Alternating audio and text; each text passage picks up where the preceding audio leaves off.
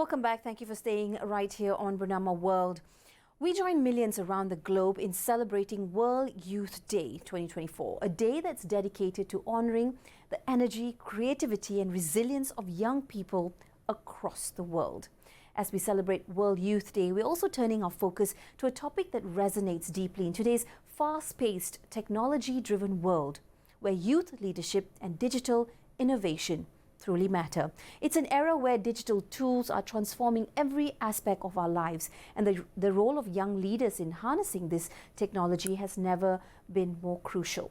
To join our discussion today, we'll also explore how youth across the world or across the globe are stepping up and stepping in. How are they leveraging on digital platforms, and how are they leading the change towards a more connected and innovative world? Joining me right now via Zoom is JARYLL Ong. He is the Regional Volunteering Coordinator of the IFRC, which is the International Federation of Red Cross and Red Crescent Societies. Welcome, JARYLL. It's good to have you with us today. What inspired you to become a volunteer, and how have your experiences to date helped to shape your perspective on the importance of youth involvement in volunteering programs?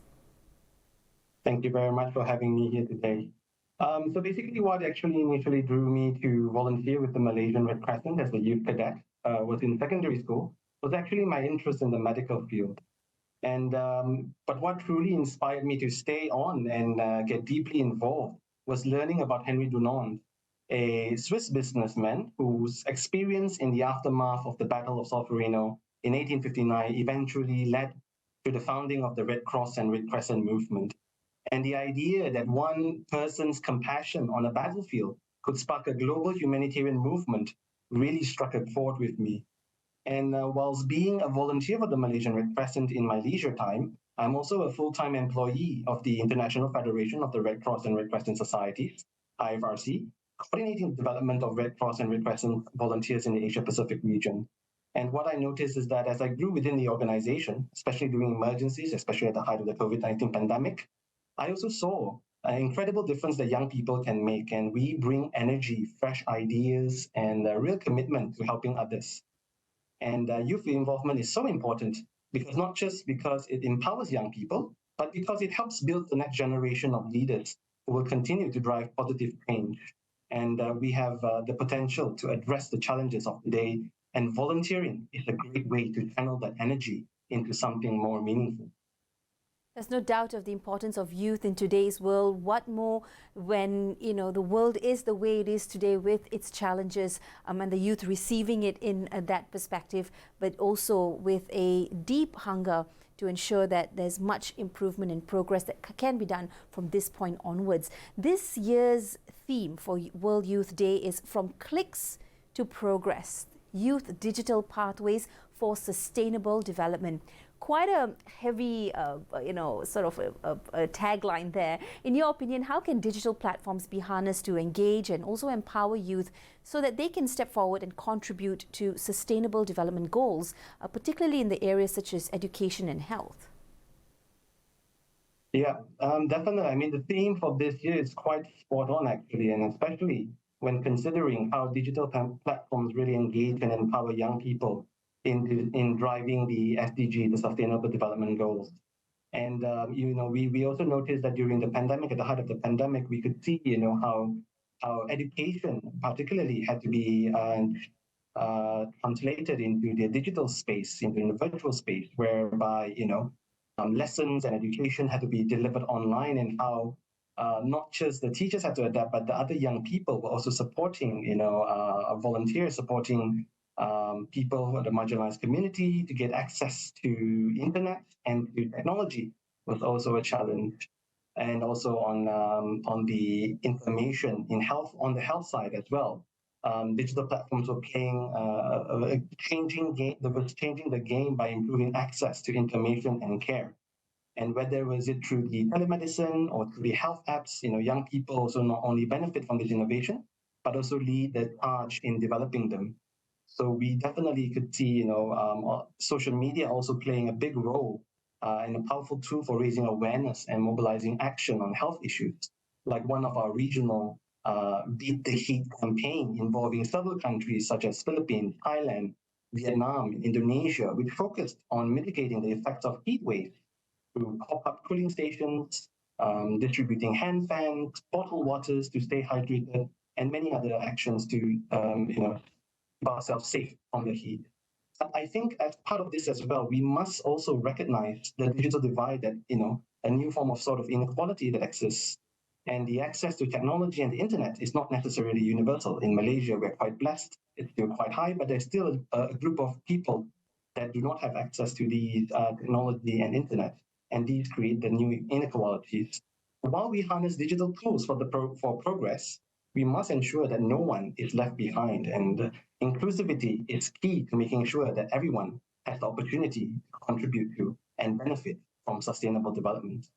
Many good points you've brought up there, but also from here on forward, what potential do you see when we use technology that we can leverage on it to an extent that we can enhance effectiveness and reach out for more humanitarian efforts? Yeah, definitely. So let me explain also a bit on the context of my work in the humanitarian education and youth empowerment. During the height of the pandemic, we conducted a series of virtual webinars on topics addressing mental health, disaster risk reduction, road safety, climate action, and humanitarian values and principles.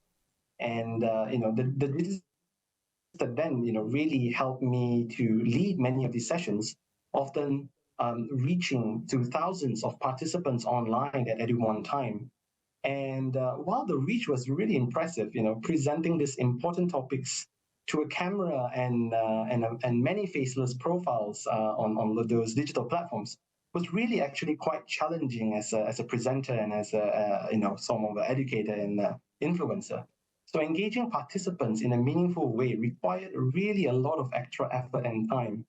And now compared to the recent post-pandemic activities that I've been involved in, most recently in East Asia, Mongolia, where we organized a youth camp, where I led sessions in person, despite the language barriers of, Japanese, Korean, Mongolian, and Chinese, were some of the participants who were speaking different languages and the varying levels of English comprehension.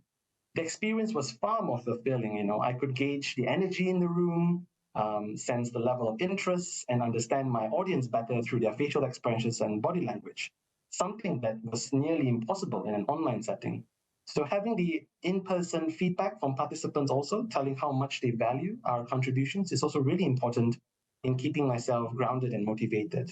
So technology definitely offers incredible tools to help enhance our work, but it will never replace the face-to-face human connection that is the core of our humanitarian efforts here at the IFRC. And the personal interactions, empathy, and trust that we build on the ground and through our volunteers are irreplaceable and remain the foundation of everything that we do.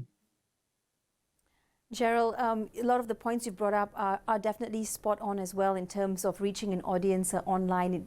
It's a different feel when you're talking to a screen versus being in person. But all these efforts really boil down to also having a future that is non-violent and one that is peaceful. Of course, a concern for everyone across the globe at this point. How do you use these platforms or social media to engage young people in these conversations about non-violence and peace? Exactly. So, with the rise of technology and internet and access to information also introduces a new phenomenon, the rise of disinformation or misinformation. And here at the Red Cross at the IFRC, one of our major flagship programs is the Youth as Agents of Behavioral Change, where we guide participants using a hearts to mind approach. And this means focusing on developing crucial intra and interpersonal skills like critical thinking, empathy, non-judgment, and non-violent communication. So I use the digital platforms and social media to engage young people in promoting a culture of nonviolence and peace by organizing online sessions and workshops that address, current issues from their perspective, trying to dive a bit deeper into the challenges or the issues that we face today. And these virtual gatherings create a safe space for open discussions, allowing young people to explore how these issues impact them personally and socially. And by facilitating these discussions online, we empower young people to form their own views on nonviolence and peace, equipping them with tools to advocate for positive change in their communities. This approach leverages digital tools effectively while ensuring we provide meaningful, skill-based support to tackle today's most pressing challenges. And for example, recently, we have used the program in addressing discrimination against migrants, fostering greater empathy and solidarity by helping participants understand that many would not choose to flee their home if given a chance. JARYLL, what would your message be on World Youth Day? As a youth myself, I think, I've experienced firsthand the transformative power of these values and, the initiatives that we here at the IFRC are trying to carry out and disseminate. And I'm proud to play a role in promoting them through our programs.